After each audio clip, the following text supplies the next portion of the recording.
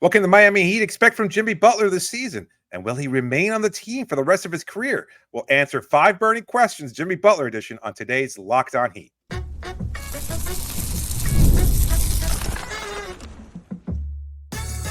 You are Locked On Heat, your daily Miami Heat podcast, part of the Locked On Podcast Network, your team every day.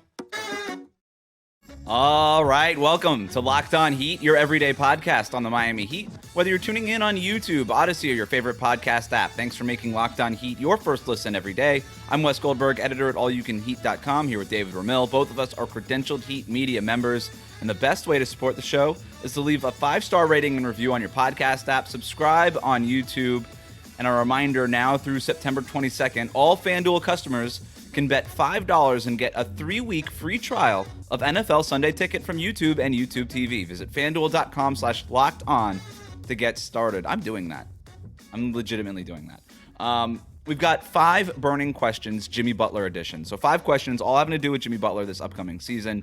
We've got one about his ideal stat line. We've got one about what happens if he decides to opt back into his contract next summer. But let's start with this one. Has it been a bad PR summer for Jimmy Butler? There were the comments from Pat Riley in the end-of-season press conference. There was him through his own camp threatening to take a long-term extension from another team, then failing to get it. And then there was his appearance in that high-stakes poker game. I don't know how many people are aware of that, but essentially plays in that high-stakes poker game, and then afterwards comes out that the guy that put it all together came out publicly and said that Jimmy Butler was a jerk. Can't speak to the validity of that or whatever, but it's out there. Then he skipped Goran Dragic's farewell game to play in a game in China with Yao Ming and all that stuff. Now, there's excuses for all of this. There's reasons behind all of this. Maybe it was just a business thing in China that he couldn't get out of, whatever it is. But regardless of that stuff, it does feel like his Q rating has taken a bit of a hit among a big swath of Heat fans right now. Would you agree? I think so. And it's tough because I think, again, it's kind of building. None of these things on their own in a vacuum would entail that Jimmy has lost any sort of popularity. I don't think they would be enough to just say, oh, yeah, his PR rating has taken a hit or anything like that. But at the same time, in combination with everything, I still recall even last year in the playoffs where I can't recall what he was even promoting, but it felt like there were Jimmy Butler commercials on all the time during the playoffs. Sans Jimmy Butler, he wasn't available. And yet, as you were watching these games, you have to keep being reminded of Jimmy Butler being available. I don't know if it was the hotels.com or Hulu or one of the other many things that he's been promoting. I think it was the Hulu one, right? It was the Jimmy Butler's Butler one. Yeah. And Jimmy Butler's not available. And so there's that irony of all these things where he's still a public face and he's not even And then even before that, sorry to interrupt, but just adding another thing, he has that sit-down interview with Chris Haynes talking about how playoff Jimmy is going to come. Right. And then immediately doesn't, never morphs into playoff Jimmy with another season, with another month to go in the regular season. And then the Heat end up in the play-in tournament where he gets injured.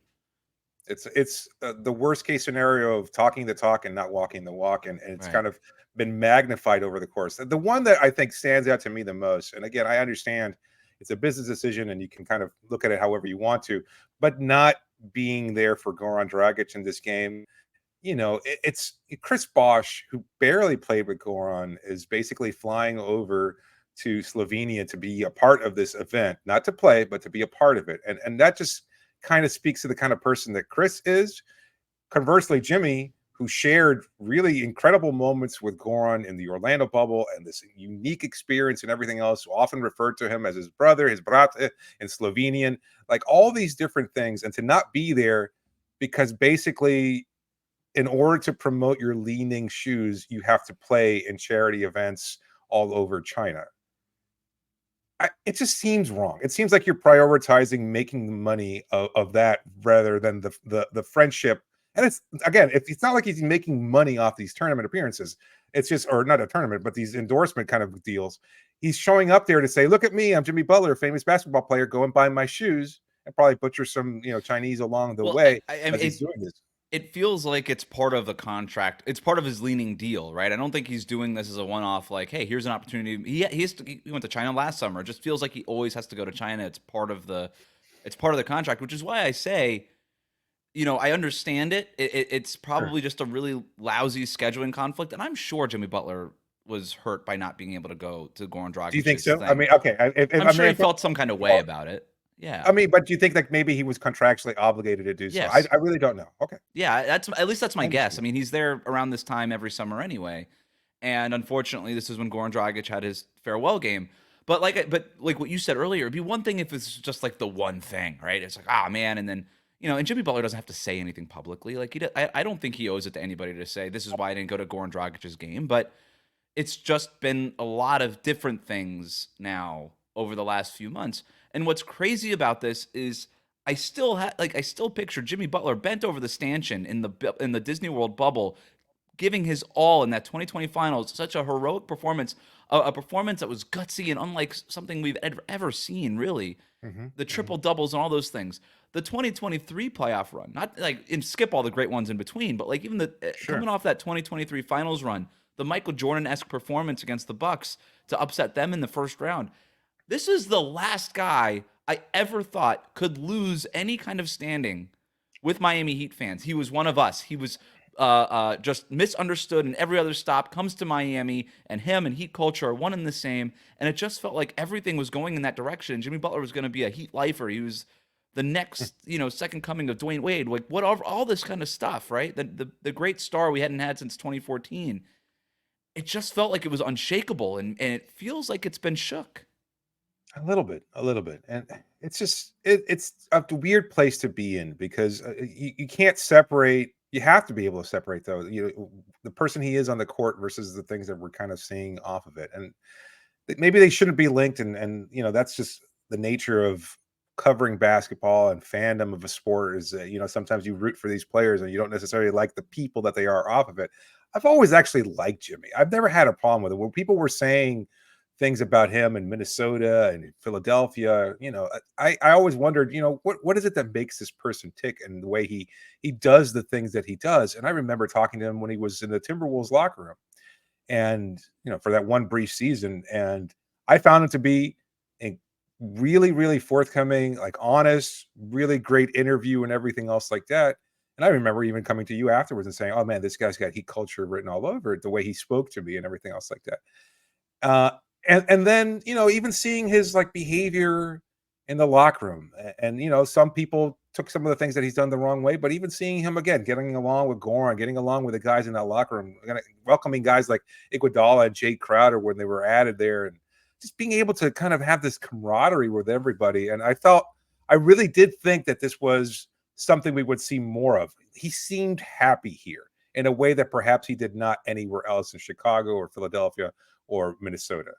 And I thought this was going to be something that we would see more of and that would be reflected off the court. Unfortunately, it just seems like that hasn't worked out that way. I mean, the poker tournament is so perplexing because on the one hand, you've got the two co-creators. One says, I enjoy Jimmy Butler in a very flat way, saying that, I never had any problem with it. The other one's saying just completely outright that he was a jerk and a jerk to everyone. And that's just a weird place. Like at one point, like the guy was talking to him and he put his own hand on him. And he said, you can move your hand off my arm. Like Jimmy was really, really like you can find all this on social media or even on the internet, I'm sure, if you want to look into it. But it seems standoffish. Yes, very much Sounded so. Maybe even beyond that. Beyond that too. It's just really acerbic and yeah. Short I don't know how much to make out of the poker thing. Yeah, right. It's all of it though. I don't know how much these guys have been around NBA players. They're celebrities in the poker world. They're not, and I mean no disrespect to the professional poker players out there. It's nothing compared to these guys who are getting paid multi-millions of dollars to fly to China for a fake basketball game. Jimmy's a global star. Yeah, right. Not on the same level. It's like, if you met Mick Jagger, would you expect him to be like a sweet guy? Probably not. He's just at a level of fame. I wouldn't expect it, but I'd like it though, and it would disappoint me if he wasn't. Sure, does that make sense? I guess, but I think when you get to a certain level of celebrity, there's a difference between being just like a normal nice person and then nice for a celebrity when you get that big. Even considering all the humble beginnings Jimmy Butler came from. I don't know. This is like turning into a meta conversation about celebrity, which is not where I meant to take it. But whatever the case may be, and this is not even just like my opinion of Jimmy Butler. It's not like I'm with you. I like Jimmy Butler. I have no problem with Jimmy Butler. It's just with the fans I interact with in real life, people in the comments and things like that. there are Heat fans ready to trade Jimmy Butler. And Yeah. I just can't I never would have imagined this a year ago. Yeah. And that's the thing that really, and maybe it's all anecdotal and whatever. We don't have a poll out there of any sort Right. of real accuracy in terms of how Jimmy, but I know that there's a lot more fans in my life who are not as big of a fan of Jimmy Butler now as they were a year ago. And it's pretty remarkable, when you Yeah. consider everything that he's done with this organization. It's still That said, salvageable though, right? I think it is. I think it is. So that's what we're going to kind of touch on here next. Does a motivated Jimmy Butler guarantee a better season for the Heat? Does it fix his reputation with Heat fans? What does that mean for his future in Miami? We're going to talk about all of that. Like and subscribe. Locked On Heat. Today's episode is brought to you by FanDuel. You've heard us talk a lot about FanDuel, America's #1 sportsbook. Well, right now, they've got something a little different for you. Now through September 22nd, just a few weeks away, all FanDuel customers can bet $5 and get a 3-week free trial of NFL Sunday Ticket from YouTube and YouTube TV. I know you're excited about this. A lot of people are excited about this Yeah, around the you network. threw to me yesterday during the ad read, and I feel like I kind of botched my role in the ad read part because I said I'm just interested in watching the Miami Dolphins. But I was thinking, there was a time in my life where all I wanted to do was watch the Miami Dolphins, and I lived in California, and so I didn't have the local broadcast. And I know there's a lot of our fans who are Miami sports fans who don't live in South Florida. This is a way, at least for the first 3 weeks. All you got to do, put a $5 bet down on FanDuel. You're going to get 3 weeks for free of NFL Sunday Ticket. It's an easy way to watch the Dolphins for the first 3 weeks. And then you can decide whether or not the Dolphins stink and if you want to continue with it. I remember when I first got League Pass and just like my mind, God. I felt like I wanted to have like multiple screens on at the same time, picture in picture in all of them, because I just wanted to see like 10 different games going on at once. Even just like the minutia of seeing commercials from all these different markets and doing the same thing for football. Just like what an opportunity to be able to see all these teams. I got a job in college my senior year at UCF in the student union just so that I could afford League Pass, and I got it as a senior. And I remember being on the brink of tears when I heard Eric Reed's voice. It was Eric Reed and Tony Fiorentino at the time. When I heard Eric Reed and Tony Fiorentino on the broadcast, I hadn't heard it in so long because I had been up in Orlando, and that's obviously like Orlando Magic is a local channel there.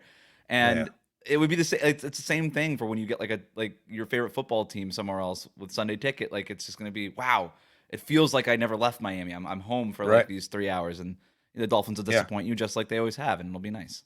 Not this year. The Super Bowl, baby. With a YouTube TV base plan, you'll be able to watch every regular season Sunday afternoon out of market game, and all you need is a Google account and a current form of payment, and you can cancel at any time. So just visit FanDuel.com/lockedon, and you can download America's #1 sportsbook. We'll be right back.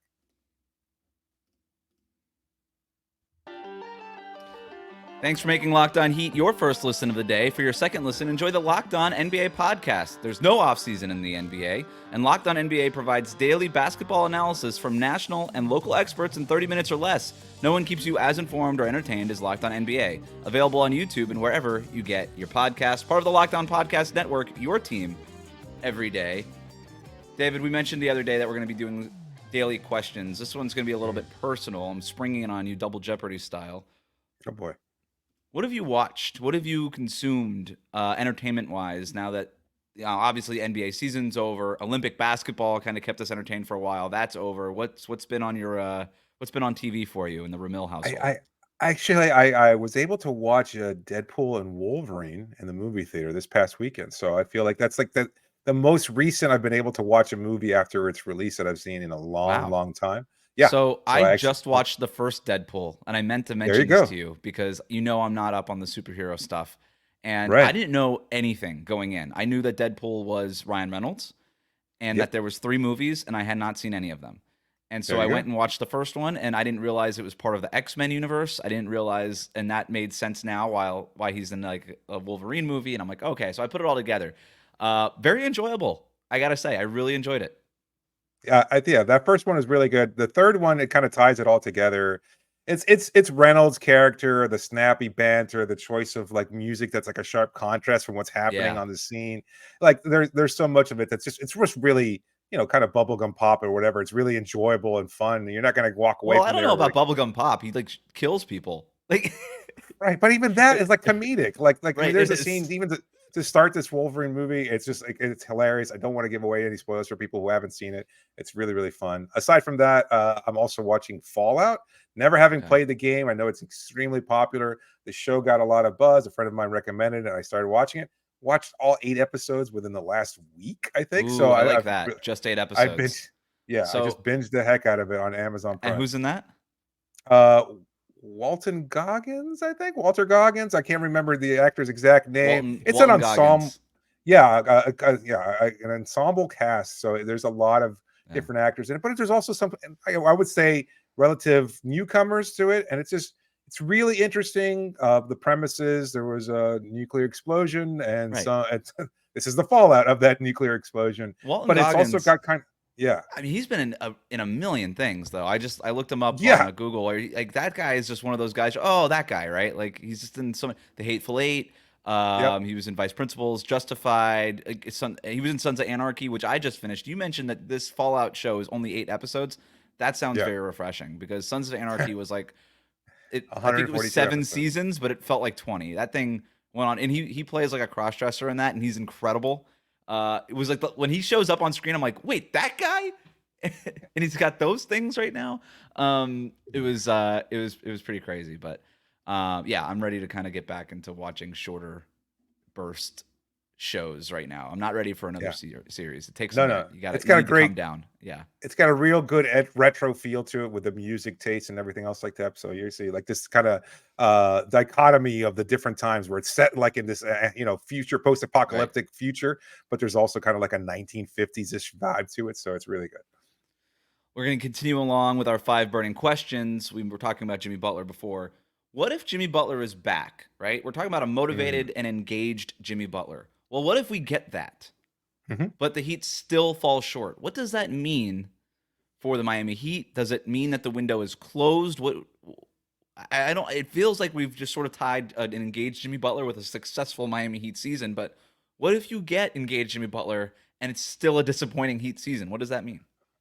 I just don't see a world in which that's possible. I guess this is Mm, kind of stepping outside of it and suspension of disbelief, as it were, and just saying, you know what if Jimmy winds up having this monster performance on a nightly basis and he's healthy and available, and then there's nothing else to kind of look at and say, why everybody hasn't stepped up as a result. The reason why I find it so hard to believe is that part of Jimmy's game is so selfless. It's not just him dominating, but one of the things that I've loved about him since he joined Miami was that he had, at that point in time, I think, the ability to turn on the Jets during the game and kind of read the flow of a game better than any player I'd seen since LeBron James, and since like mm.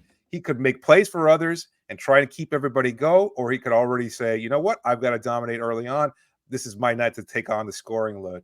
So if he's got this big productive season to start with, and somehow Miami is still losing games, the only way I could see that happening is if he's kind of jeopardizing things, knowing that he's not going to be in Miami for long and he wants to kind of force his way out. And he's trying to kind of highlight that he's still a really good player at this stage of his career as an audition for 29 Mm. or 20 something other teams. Although I don't think that that's Yeah, but realistic even here. that, like if Jimmy Butler is just going out and saying, I'm not going to get others involved, I'm just going to go out there and score 30 every single game, I think the Heat would still be better than what they were last year. It would even like a Possibly. selfish Jimmy Butler could help, but still, like I'm with you. I have a hard time believing that and that this is not.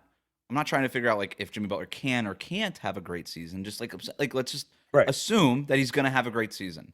And what does that mean for the Heat? It just means that they're better. Historically, they've always been better when Jimmy Butler is Right. playing well and he's motivated and he's engaged.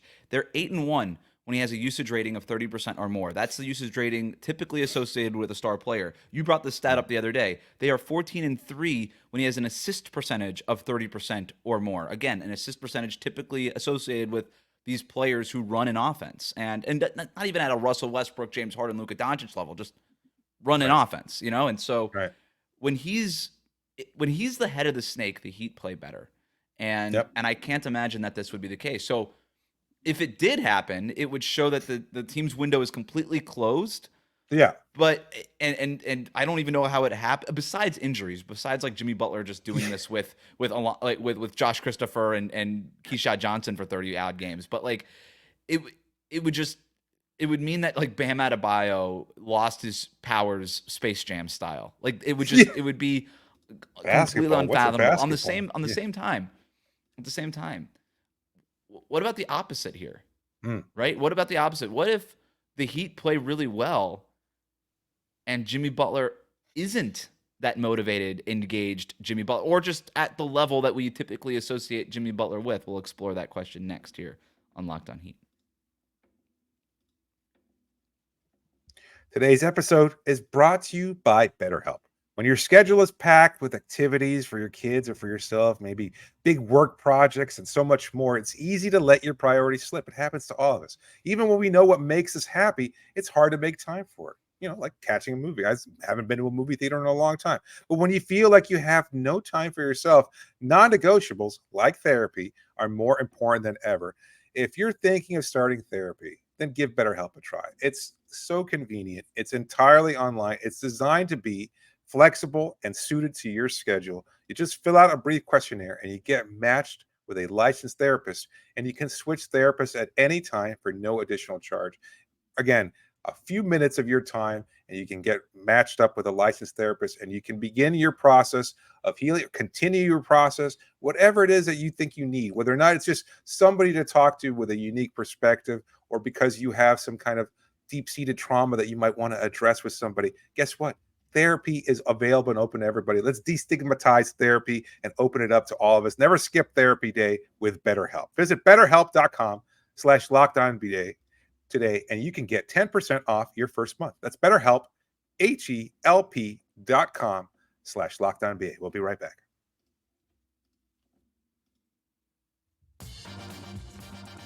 Thanks for making Locked On Heat your first listen every day. If you're new to us on YouTube, hit that subscribe button. You can also follow us on your favorite podcast app.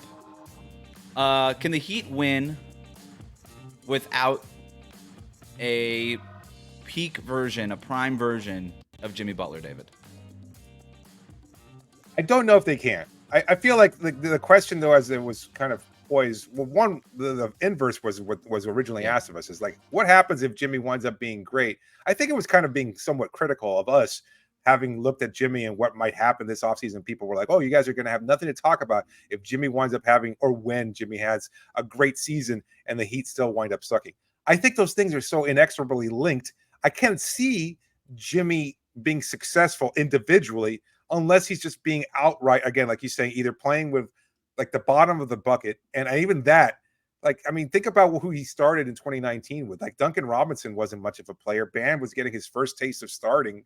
Like, Kendrick Nunn was basically an undrafted player. Like, and he still wound up leading that team to be somewhat successful. So I just think you could put Jimmy out there with 4 bad players, and I think you'd still the best version of Jimmy Butler, the most successful version of Jimmy Butler with 4 bad players, and you'll probably still find a way to win. The problem has been the inverse, where, you know, and this is what you're kind of getting at, is if Jimmy's not playing well, what happens to the rest of this group? Well, in this theoretical case, somehow Miami has a really good winning record and Jimmy is not being successful. I think Jimmy would love that personally. I think he would actually be like, finally, it's about damn time that you guys stepped up. You don't need me as much. You can carry this group and let me do what I've wanted to do for a couple seasons now, which is basically take over the playoffs and let me get to work. I can stay healthy. I don't need to worry about putting up 20-something points per game. I don't care about all-star accolades or any individual recognition right now. I need a ring. That's all that's keeping me from being able to be the complete player that I envision myself to be. I think he would be absolutely fine with it. As far as what you asked now, the process for that, everybody's got to step up. You know, Tyler, Bam, whoever plays alongside them in that starting lineup. Like, it would just be this kind of generally great contribution from anybody that we have not seen, whether by injury or because of lack of ability. We just haven't seen that over the course of Jimmy's stint in Miami. But I think he would be perfectly happy to take a back seat if everybody else was stepping up and they still wound up being successful. Because I think even at this point in Jimmy's career, as bad as his PR summer has been, or however he might be facing injury and age and everything else in between, I think winning matters to him so damn much that that's all that really matters. Yeah, and I think almost to a point where he gets too unselfish at times, right? Where he doesn't care about the individual accolades, the individual stats. And sometimes I just want to say, hey, man, the individual stats are great. Like at the end of the day, the most important stat in basketball is points. Like we can love like the two-way play and the steal rate and all these. Like we can get in the weeds with the VORPs and all this stuff, but like I need you to put some damn points on the board, dude. That's what we, And so, to sort of get to the question, I don't think that the Heat can have a successful season without Jimmy Butler being in that peak Jimmy Butler mode, right? I don't see a world where Tyler Hero and Bam Adebayo can carry the team and have Jimmy Butler just be average until the postseason. Like we've tried that now 2 years in a row, and it got you really close, but it still hasn't resulted in a ring. This idea that Jimmy Butler has already done it and proved it, he hasn't proved that you can win a championship with this formula. He could prove that you could play in the finals twice, but he also proved that you can lose in the finals with this formula, that his body will be broken down by the time the finals roll around. It's just not a sustainable thing. And now he's going to be 35. So he's going to need all the help in the world, but he's also going to need one more great year for it to happen. And that's what I think it'll be. What does a great year look like? It kind of gets us to our next question. What's an ideal stat line for Jimmy Butler this regular season? It has to be realistic, right? I'm not going to just say 32 points a game. Like that's not going to happen. No, right. So I put this together. Here's my ideal stat line for Jimmy. And this is sort of based off of when he was second team All NBA a couple years ago. 23 points per game, 6 rebounds, 5 assists. Not asking for the universe there. 23 points, 6 rebounds, 5 assists. Key stats here, okay? Here are the key stats for me. I need him at 8 to 9 free throw attempts per game, right? He was kind of closer to 7 last year. I know some of that was with the officiating changes and whatever. You could still get to 8 or 9 if you have the ball in your hands more and you're aggressive. And that was, to me, the biggest thing, more so than the officiating changes at the end of the last year. 2 steals per game. I need him closer to 2 steals. A career low 1.3 steals per game last season. If we're talking about two-way player Jimmy Butler, then I need to see it on the defensive end. One of the things that makes him special is his playmaking ability defensively, those pick sixes and all those things. I need him closer to 2 steals per game as opposed to 1.3 last year. 65 games. He's got to play in most of these games. 65 game minimum is all I'm asking. That is the NBA minimum to be eligible for awards. This is not even an award thing. I just think it's a good benchmark. 20% three-point attempt rate. That would be up from 18% last year. I want to see him take more threes as he gets older. I think that'll help him reduce some of the wear and tear. And then I hinted at this earlier. Let's get up to 26% usage rate. He was at 24% last year. It was his lowest in Miami. When he's been good, he's hovered around that 26% mark. It sounds like a small, just 2% difference. It's a big difference. And so that's sort of my ideal stat line, sort of the raw box score stuff, and then some of those advanced metrics. I think it's great. It just speaks to how good a player he's been, and also how strange his quote unquote decline has been, and that like his numbers last year weren't too far off that, and yet it feels like this drastic difference that if he was only just a small percentage better, he'd be back to being a dominant player, which is what, again, Miami kind of needs him to be. So it's this two-edged sword thing where it's like if he was just a little bit better, Miami would be a little bit better. Had he just shown like 3%, 5% more, I don't know, engagement, oomph, whatever you want to call it. Like if that had been the case last year, Miami would have avoided the play-in tournament easily. Who knows? They might have been a 3rd or 4th seed in the Eastern Conference. Like we kind of forget the math of it. They were mathematically right in there for 3 games out of the 4th seed. Right. It was so close, and it came down to basically the wire, and just injuries finally derailed everything. Hurt in the play-in tournament.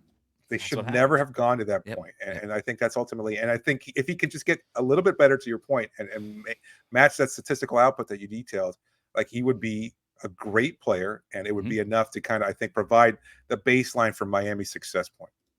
So let's do this part quickly here.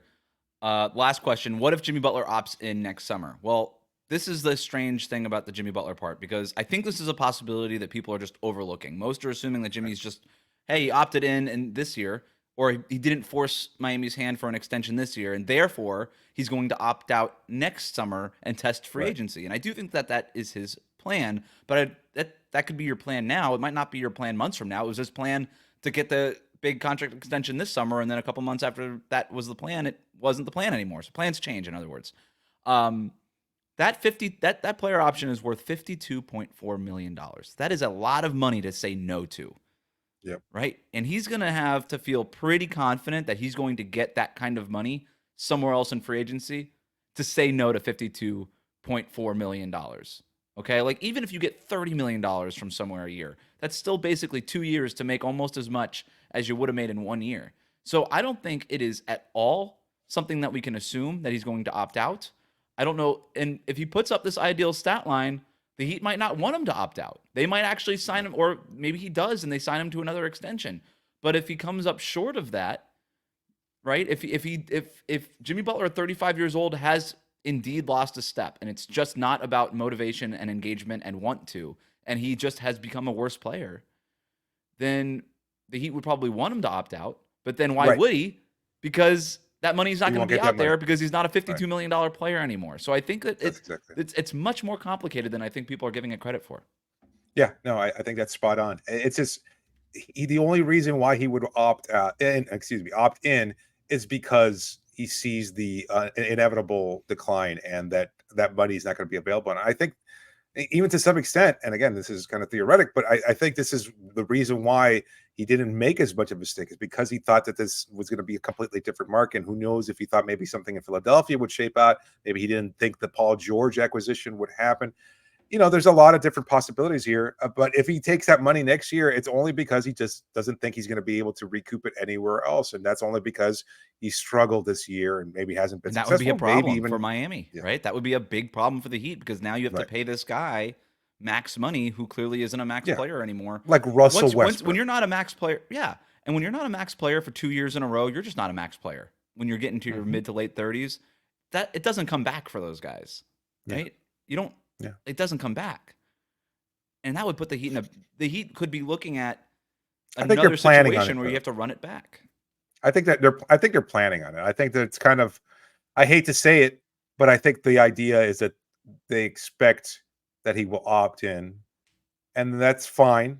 And they'll kind of weather the storm of the next season or two. I know it's kind of not what Heat fans would love to hear, but I think that's sort of what they have planned, because I don't think Jimmy is going to turn down 50-some million in the hope of getting 3 times that amount from some other contending team. Like, I just don't see it. Like, I'd love for that to be the case. Like, the way we. Well, what if Jimmy does put this stat line together and that contract is out there? Like, what if he's back to an All NBA caliber player? I don't think it would. Like, again, like people, or whatever, like another contract. It would be, somebody would offer him, 40+ million over 2 years at least. I don't think so, man. I don't think. Let's just say hypothetically. I'm just going to say hypothetically it is. Right. So that's less of the question. So let's hypothetically that's out there for Jimmy, like him and Bernie Lee, they figure it out. Hey, that contract is out there from X, Y, and Z. Okay. Would the Heat even bother re-signing him, considering that he's 36 years old and looking at the state of this roster now? If the Heat, kind of going back to an earlier question, if Jimmy Butler plays great and the Heat still don't win the championship and they don't have a markedly better season and they just don't look close, and they decide, hey, maybe the window here is closed, even with Jimmy Butler playing the way he did last year, would it be like, hey, thanks for everything, sayonara? Yeah. I don't think they would. I don't think that they would. Yeah. I would hope that they do, to be honest with you. Like, I mean, we've talked about this a lot in comparison with what happened with Dwayne and everything else. Like, in a sense, like, a lot of fans, and we've heard this in comments and even what people have talked to us about, it's just they want to have that kind of continuity, and Jimmy raised them to such great heights that I don't think people want that relationship to end on a bad note, which would entail, at least from the Miami Heat fans' perspective, it would entail Jimmy going somewhere else and getting a big payday somewhere else. I think they want Jimmy to be a Heat lifer. They want his last jersey to be a Heat jersey. And I think a lot of people would have wanted that 2 years ago, but I also think that the expectation was that Jimmy would opt out and take less. And that's not what we're hearing from his agent. And so that's not, I would be surprised. Even if you say, hey, well, if you opt out, we'll give you 25, we'll give you 30 million over 3 years. It's still, 3 for 90. I mean, you're still taking a $22 million haircut this coming year. And it's still taking you about 2 years to make nearly as much money as you would have just made by opting in. So Jimmy can come back and say, well, why don't I just opt into this last year and then we can work out a deal on the end of it. And that's sort of what I'm talking about, is it's not just a foregone conclusion that Jimmy Butler is going to test free agency next summer. There's myriad factors sort of impacting that. All right. Yep. That'll do it for us today. Thanks for making Locked On Heat your first listen every day. Like, comment, and subscribe on YouTube. Follow us on your favorite podcast app.